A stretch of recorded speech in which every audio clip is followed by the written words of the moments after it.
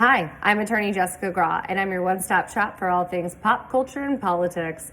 I'm here for the girls, I'm here for the gays, I'm here for the theys, and I'm here for everybody who knows that equality in America is a non-negotiable. So let's spill the tea, let's break down the news, and let's try to find some of the fabulous and some of this infuriating shit that we're dealing with from day to day. All right, good morning, everybody. Over here on the West Coast, it's morning anyway, and it appears that late last night, Charlie Kirk's widow, Erika Kirk, made her first public statement since the assassination of her husband. She did so from the company that Charlie founded, started, ran his platform through, Turning Point USA. She made the statement from behind a podium, and it appears that there is an empty chair next to her while she was making this statement in remembrance of Charlie. I'm going to play the statement for you, and then let's talk about it after. The evildoers responsible for my husband's assassination have no idea what they have done. They killed Charlie because he preached a message of patriotism, faith, and of God's merciful love. But they should all know this. If you thought that my husband's mission was powerful before, you have no idea. You have no idea what you just have unleashed across this entire country and this world. You have no idea. You have no idea the fire that you have ignited within this wife.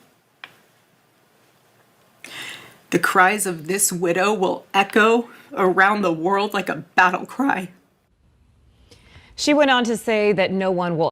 All right, hey guys, what you just watched was Erika Kirk making a highly emotional speech from Turning Point USA. Standing next to that symbolically empty chair, I mean, it tears your heart up no matter what side of the political aisle you fall on. And I think that's where so many of us want to have these conversations and have this dialogue. It was a little disappointing to see her get up there and just harp on evildoers and the light that this has ignited under them and the fight that they're going to keep pushing for. It left me, and I want to hear from everybody else, but it left me feeling less unified and more divided. You know, who are the evildoers? Because the news, she didn't condemn the news. She actually thanked law enforcement, as she should have, but I didn't see her pointing out anything about the news saying we jumped to conclusions, we caused division. This is a time that calls for unity. We do not need that polarizing language, you know, and unfortunately we didn't get that. And I don't think that I would expect it from somebody who has such extreme beliefs. However, as a woman and a mother myself, as a woman who has lost people in my family to murder, gun violence at gunpoint, I have lost people as a result of other choices with guns. And I just think that too many of us and our kids are going to school every day. We're in fear.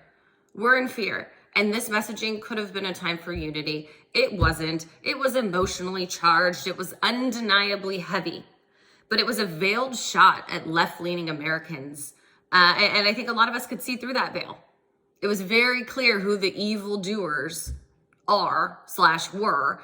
And it would have been nice to utilize this warning of evildoers to those who wield guns to terrorize in America and in our communities and to slaughter our children.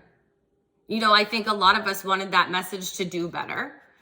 I think a lot of us agree we don't want this.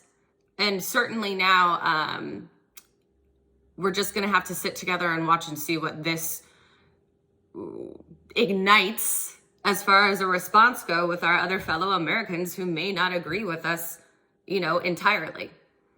So I want to keep a message of hope. I want to say that there are so many of us who agree on this topic. We don't want these shootings. We don't want mental health problems. We want funding for mental health. We wanted that big, beautiful bill to not slash mental health funding. We also wanted some gun control, most of us. Fair. Don't take the guns away, but let's just make them a little harder to get. Stuff's always going to happen. But in times like these, we need more messages of unity. So, you know, let's just keep our eyes on the news. Let's use this community to find the glimmers and some of these triggers, and let's just keep moving forward, you guys, and on to another day. Let's do this.